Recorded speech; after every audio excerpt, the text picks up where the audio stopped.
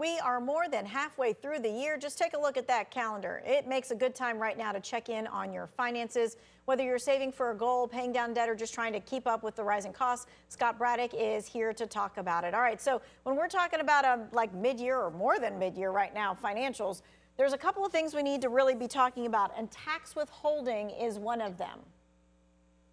That's right. Tax withholding is very important, and now it's a good time to check. We're halfway through the year, and it can work both ways. If last year you found that you paid in too much, meaning you received a refund, you may want to be addressing that and make sure they're not withholding too much. Another spin on that and way to look at that is if this year you had a raise or a bonus, it may have increased your income, and so you might want to increase your tax withholding just so you don't end up owing money at the end of the year come tax time. Okay, and so that is something that everybody has to do, like through HR or through their payroll or something of that nature. That's correct. It's the W-4 form, and you want to contact HR, and they can help you complete that form. It's always a good time to periodically revisit that and make sure that it's exactly where it should be based on your situation. Okay, at this midpoint or a little bit past midpoint, we also want to take a look at our emergency funds. Well, that's right. Sometimes we have to tap into those. It's a good time to make sure that they're replenished.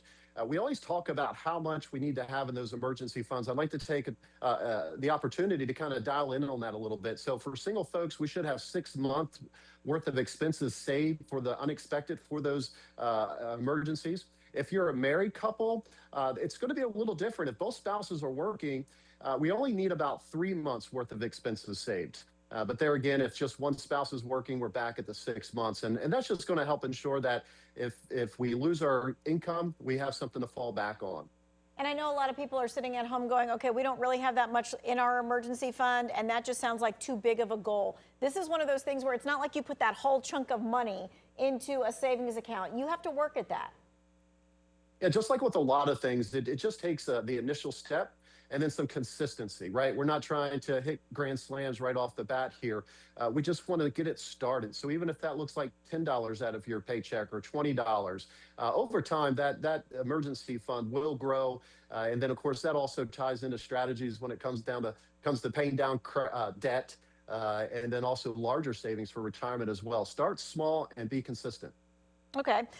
August is the Will Awareness Month. And so you were talking about beneficiary designations and thinking about all the different places where you need to do that.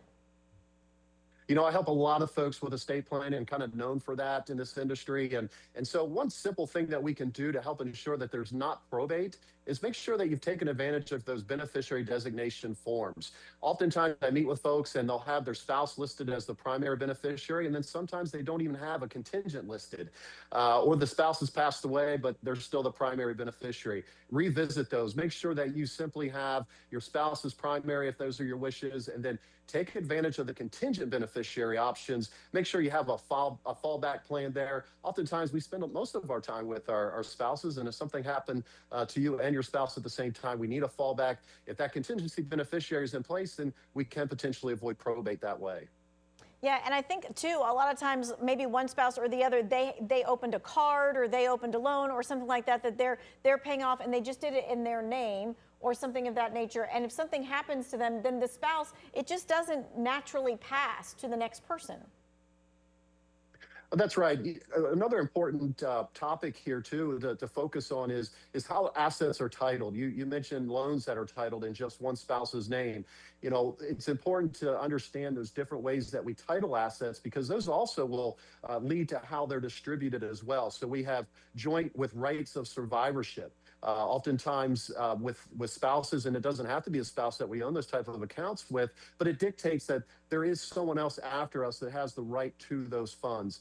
And so it is important to understand the titling and then the beneficiary designation, and understand how debts pass on to our spouses as well is all a part of a really solid approach to estate planning. Yeah, because you're thinking like bank accounts and credit cards and all that other kind of stuff. All those different things need to be done. All right, let's talk about some portfolio rebalancing. Yeah, right. That's a great topic as well, because what happens is over time, you may meet with your financial advisor, and I hope that you are. This is very important conversation to have with your advisor, and that's your risk tolerance, right? To get really good advice based on your unique situation, that's a key aspect of that. And so once that is known, oftentimes portfolios are created around that risk tolerance. However, if the stock market does well and we see growth and expansion, oftentimes that will expand the equity portion, and we could find that our risk has come out of line just because the size of the equities, the risk exposure there has gotten larger.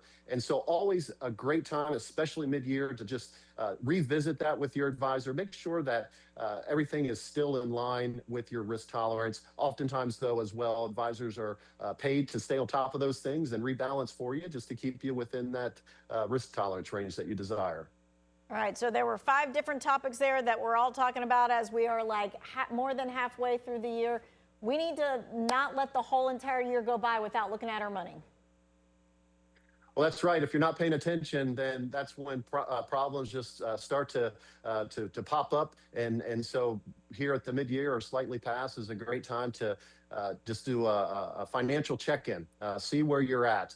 If you want to save money, you need to watch your money. You need to see how you can cut back on unnecessary expenses. And if you're not watching, it's really hard to see things. They'll slip by. Yeah, wise man. He's given us all his expertise today. We're going to be posting this in the Two Wants to Know section of our website so that you can watch it again or send it to someone else. Right now, we're going to take a look at the forecast.